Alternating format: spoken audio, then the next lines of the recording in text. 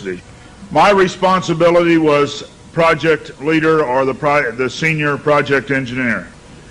We began to work on the design of a microchip that, when it was completed, was 0.75 millimeters in diameter, 7 millimeters long. It was the size of 1/4 of a grain of rice. Again, I want to say that I was not a Christian, and there were no Christians there. They said they wanted this to have a power source and be able to emit a signal. And they told us they wanted us to use lithium as a battery source. Lithium's used in watch batteries, it's used in heart pacemaker batteries, it's used in a lot of places. I designed into this microchip a little charging circuit that would charge that battery. This sounds like a lot of technical things coming together, but if you'll bear with me 1 minute, you'll see what God has laid out about this microchip. When we discovered that we needed to be able to charge that battery, I needed a temperature change, a change in temperature, to cause current to flow through that little charging circuit that would charge the battery. So we began to investigate and find out where in the body does the temperature change the most rapidly. We spent over $1 million in taxpayer money, and when the results came back, there was a lot of information. We divided it up amongst 3 teams and then came back together with that information. It was determined that there were 2 places in the body that were ideal for the microchip. One was just below the hairline on the forehead. Every mother checks their child's temperature right here. So we could have paid the mothers $1 million and saved. I never saw a mother check their child's temperature on their ankle. Always right here. The other place was the hand, the right hand preferred, because most people are right-handed. This didn't bother me, and it didn't bother anybody else on the team. The hand seemed a good place. Nobody wanted it here. And so the design work, everything was completed. The microchip was done. You're seeing it now on some of the Discovery Channel presentations. There are people who have received it already. It is real. It's not something that's coming way down the road. They gave me a Bible.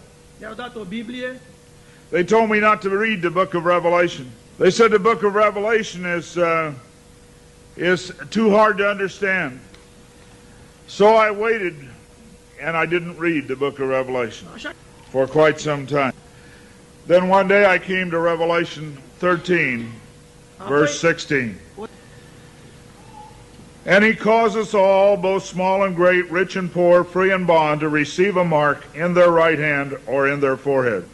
I didn't like what I saw. I went back and looked up the word mark. I went to the Strong's Concordance, and I found that John had used 3 words for the word mark. Charagma, charicature, and charax. That was from the Greek. I looked at those words. They talked about a scratch or an etching. They talked about a lot of things.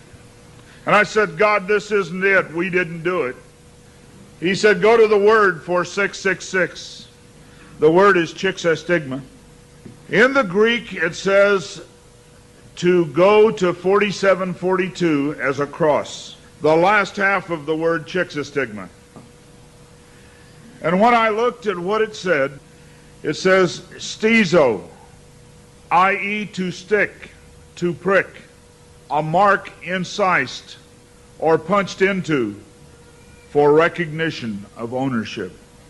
I thought about the little injection tool. The end of it is called an incisor.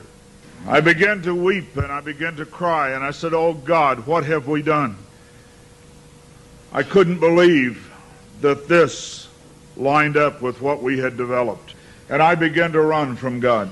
I didn't run away from the church, I ran into the church. I tried to do as many things as I could to atone for this. But I want to tell you something, as God is my witness here tonight, this got in the way. Money got in the way. I had beautiful homes overlooking the lake. I had all the things that I wanted. And I ran because of the money. My ability to go and get $250,000 in research money took me away from telling the message. I ran for many years. What I want to tell you is that this is real. The microchip implant is real. Credit cards are failing. They can be counterfeited. The new smart card can be counterfeited. They can be stolen. They can be lost. All kinds of things can happen to a card. But you cannot lose your hand. Very quickly they're going to move to this being in the hand. And I tell you, as a Christian, you cannot take this. No matter what anybody says, God's word says you cannot take it. No matter what they try to talk you into, God's word says don't take it. In Revelation 14, verse 9, and the third angel followed them, saying with a loud voice, if any man worship the beast in his image, and receive his mark in his forehead or in his hand, the same shall drink of the wine of the wrath of God, which is poured out without mixture into the cup of his indignation, and he shall be tormented with fire and brimstone in the presence of the holy angels and in the presence of the Lamb. And the smoke of their torment ascendeth up forever and ever, and they have no rest day nor night, who worship the beast in his image, and whosoever receiveth the mark of his name. Here is the patience of the saints. Here are they that keep the commandments of God and the faith of Jesus. It's very simple. God's word says do not take it. Today there have been over 15,000 babies that have been given the positive identification, the microchip. Many companies are using the microchip as identification in their top-level employees. The Immigration Naturalization Service has a better passport, the human hand. So many of these things are all around us. We talk about the signs of the New World Order. God has spelled out in His Word just exactly what's going on today in the New World Order. Satan desires to have a one-world government. From the time he fell, he said, I want a one-world government. He wants to replace God.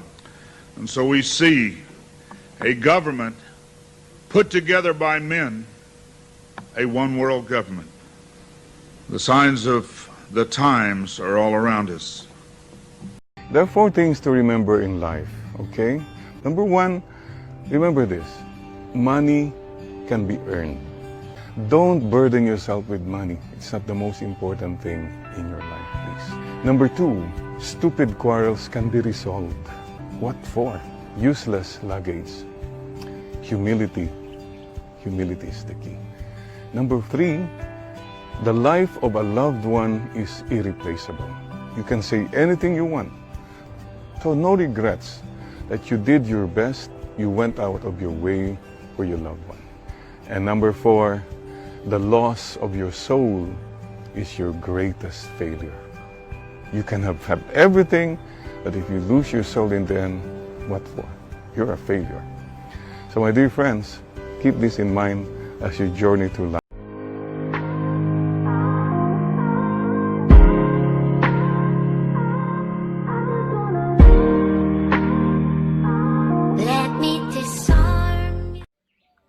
Hey my FLH fans, thanks for subscribing to my channel, thanks for watching my videos. If you haven't subscribed as yet, please hit the subscription button below and click the notification bell to be notified when I post a new video. Welcome to the LFH family. Keep on spreading my channel, keep on spreading love. Whenever you need a motivation or to be inspired, this is the channel for you. Thanks for watching and stay tuned for the next video.